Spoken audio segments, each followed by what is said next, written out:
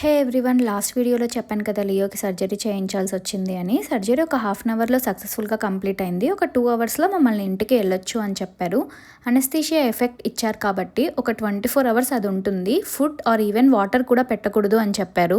ఇప్పుడు time around afternoon 12 అవుతుంది కాబట్టి రేపు ఆఫ్టర్నూన్ వరకు ఫుడ్ పెట్టకూడదు. నేను ఆల్రెడీ నిన్న ఈవినింగ్ కూడా చాలా అర్లీగా డిన్నర్ పెట్టాను. సర్జరీ ముందు కూడా ఫుడ్ పెట్టద్దు అన్నారు అని చెప్పి. ఇప్పుడేమో మరి ఇంకొక 1 డే ఉండాలి. ఫుడ్ అండ్ వాటర్ లేకుండా ఇన్ని అవర్స్ ఉండగలడా లేదా అని అనుకున్నాను.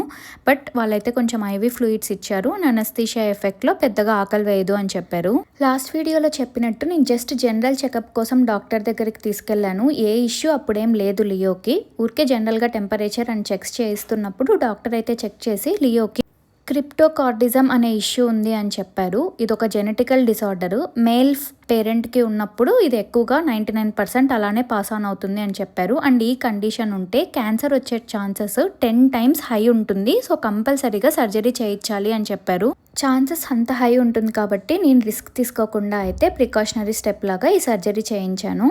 అండ్ ఆల్సో ఈ కండిషన్ ఉన్న పెట్స్ క్రాసింగ్కి కూడా ఇవ్వకూడదు అని చెప్పారు. ఎందుకంటే ఇది ఒక జెనెటికల్ డిసార్డర్ కదా, ఈజీగా పాస్ ఆన్ అవుతుంది కాబట్టి. అందుకే నేనైతే ఒక రెస్పాన్సిబుల్ పెట్ ఓనర్గా దీన్ని క్రాసింగ్కి ఇవ్వలేదు. మనలాగా ఇంకొక పెట్ సఫర్ అవ్వకూడదు కాబట్టి. ఇదంతా డే 1. మ్యాక్సిమం లియో యాక్టివ్గానే ఉన్నాడు, కానీ నేనైతే రూమ్ నుంచి బయటికి కూడా తీసుకెళ్ళలేదు. ఎందుకంటే ఫస్ట్ 5 days చాలా కేర్ఫుల్గా ఉండాలి.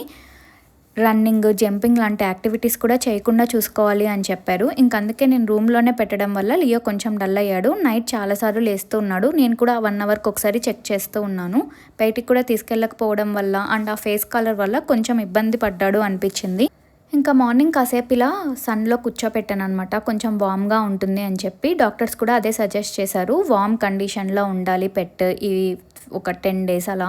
మ్యాక్సిమం రికవరీ టైం కూడా 10 to 13 days. First day injection వేపించి తీసుకొని వచ్చిన తర్వాత ఆఫ్టర్నూన్ ఫస్ట్ వాటర్ ఇచ్చి ఒక 15 minutes గ్యాప్లో ఫుడ్ కూడా పెట్టేశాను. సర్జరీ దగ్గర వేసిన స్టిచెస్ వచ్చి ఆటోమేటిక్గా అబ్జర్వ్ అయిపోతాయి అని చెప్పారు. సో మళ్ళీ మనం స్టిచెస్ కోసం హాస్పిటల్కి వెళ్ళాల్సిన అవసరం లేదు. ఫర్దర్ అప్డేట్స్ నెక్స్ట్ వీడియోలో చెప్తాను. Keep watching.